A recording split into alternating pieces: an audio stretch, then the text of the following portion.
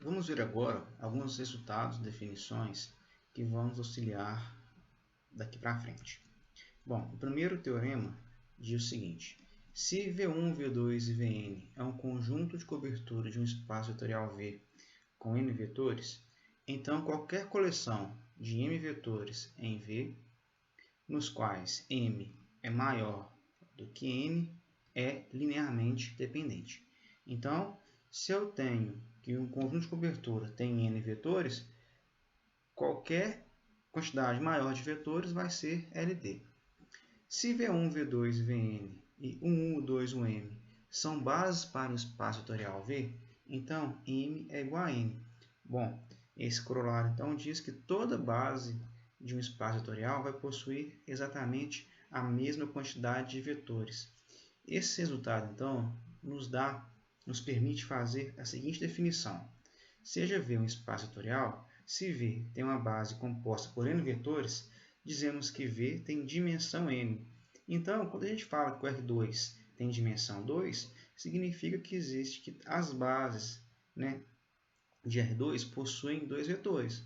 O subespaço nulo tem dimensão 0.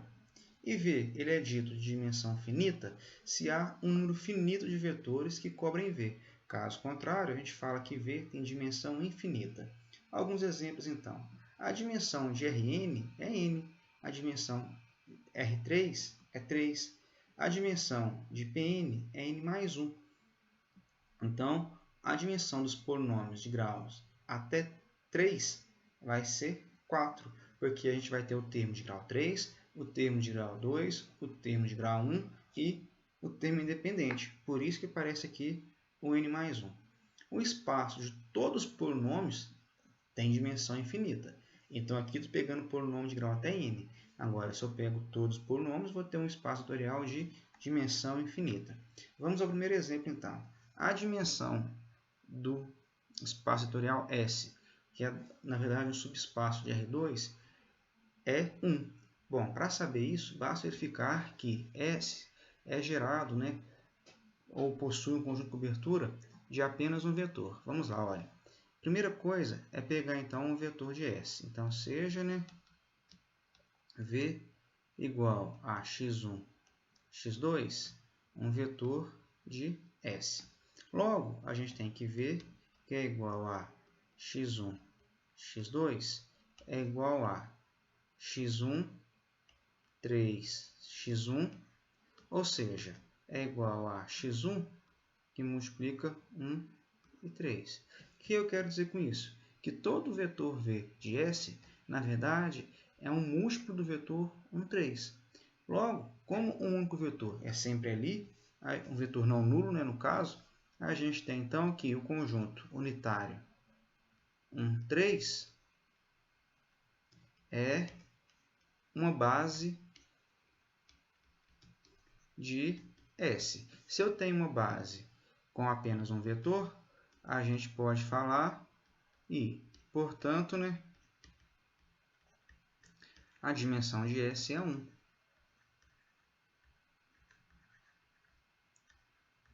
É 1. Porque eu tenho uma base unitária, com apenas um vetor. Vamos lá, um outro teorema. Se V é um espaço vetorial de dimensão finita e maior do que zero, então qualquer conjunto de n vetores linearmente dependente cobre V. Olha só que interessante, a gente viu isso nos últimos exemplos já. Olha. Se eu tenho que a dimensão do espaço vetorial é n, basta a gente verificar que n vetores são linearmente dependentes. Não precisa mostrar que V, porque qualquer n vetores que cobrem V são linearmente dependentes. Então, se eu tenho n vetores e eu sei que o espaço vetorial tem dimensão n, basta verificar que são ali ou então verificar que cobre. Não precisa fazer as duas coisas.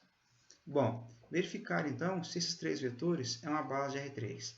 De acordo com esse teorema 5, basta verificar se eles são linearmente independentes. Olha só. Então, se a gente pegar uma combinação linear deles, que é, sei lá, C1, que multiplica 1, 2, 3, mais C2, que multiplica 3, 2, 1, mais C3, que multiplica 2, 3, 1, igual ao vetor nulo.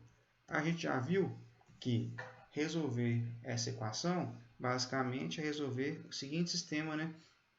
Obtido colocando os vetores em coluna. Olha, 1, 2, 3, 3, 2, 1, 2, 3, 1, que multiplica, né, por C1, C2, C3, igual a 0, 0, 0. Bom, se esse sistema possui solução única, então os vetores são linearmente dependentes. Esse sistema vai possuir solução única quando o determinante dessa matriz, que eu vou chamar de A, for diferente de zero. Bom, o determinante de A, nesse caso, é igual a... Vou fazer aqui rapidinho. 1, 2, 3, 3, 2, 1, 2, 3, 1, 1, 2, 3, 3, 2, 1. 2 mais 27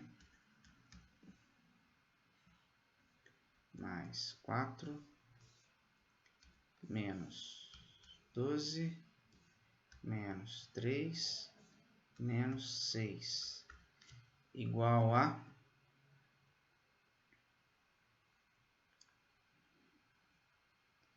33 menos 21, que é igual a 12, que é diferente de zero.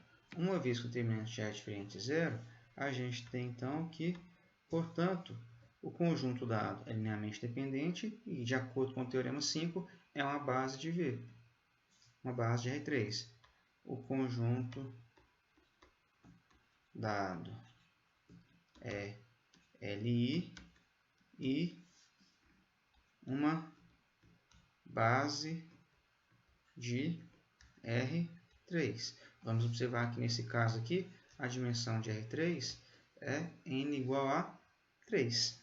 Bom, vamos para mais um outro teorema. Se V é um espaço vetorial de dimensão finita, então nenhum conjunto com menos de vetores pode cobrir V. Então, olha só, se a dimensão vale 5, eu preciso de pelo menos 5 vetores para cobrir V. Se eu pego 4, já sei que não é a base. Toda base vai ter que ter 5 vetores. Qualquer subconjunto de menos de n vetores, Li, pode ser estendido para formar uma base de V. Então, olha só, se eu tenho um espaço vetorial n, de dimensão n, igual a 7, por exemplo, e se eu tenho 3 vetores ali, eu consigo complementar esses 3 vetores com outros 4 vetores, de modo a ter uma base de V.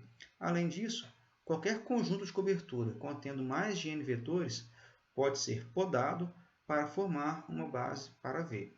Vamos resolver então os dois exemplos para finalizar essa videoaula. Seja S, né, esse conjunto de 5 vetores, um conjunto de vetores de R4. Bom, se é de R4, a gente já tem aqui que n vale 4. E pelo teorema anterior, eu tenho que 5 vetores vão ser necessariamente linearmente dependentes. Então, vamos encontrar um subconjunto de S que seja uma base para W, que é o conjunto gerado por S. Então, olha só, observe que W é o conjunto gerado por S, que pode ser R4 ou um subespaço gerado por S, né? Que pode ser o próprio R4 ou vai ser um subespaço, né, de R4. Para fazer isso, existe uma técnica que consiste no seguinte. Você vem aqui e monta uma matriz com os vetores em coluna.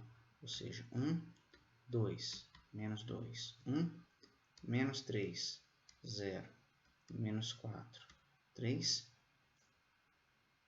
2, 1, 1, menos 1, menos 3, 3, menos 9, 6, 9, 3, 7, menos 6.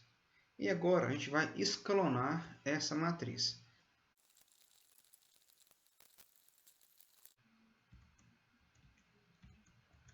Bom, chegamos agora então nessa matriz, né, escalonada. O que a gente observa é que o primeiro elemento não nulo acontece na linha 1 e o segundo elemento aliás, o primeiro elemento não nulo de cada linha acontece na primeira coluna.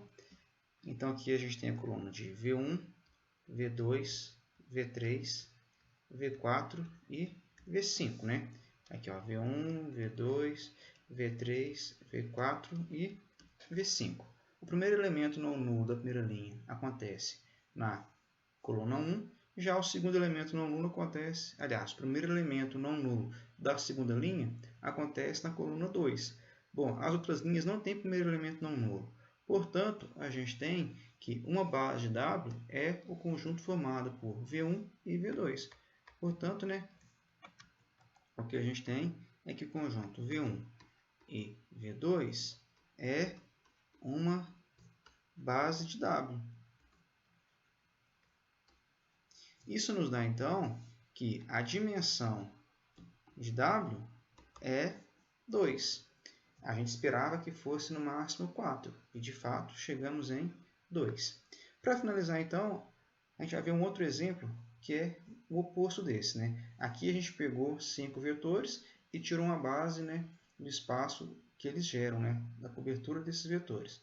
Agora, vamos fazer o seguinte, ó, encontrar uma base de R4 que contém os vetores V1 e V2. Observem que V1 e V2 são apenas dois vetores que estão em R4, mas o teorema diz que quaisquer dois vetores que sejam Li, e nesse caso aqui eles são Li, porque um não é múltiplo do outro, pode ser estendido para uma base de R4.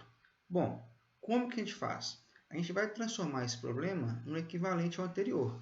Vamos pegar o seguinte, olha, vamos pegar o conjunto V1, V2, e agora vamos complementar aqui com a base canônica. E1, E2, E3 e E4.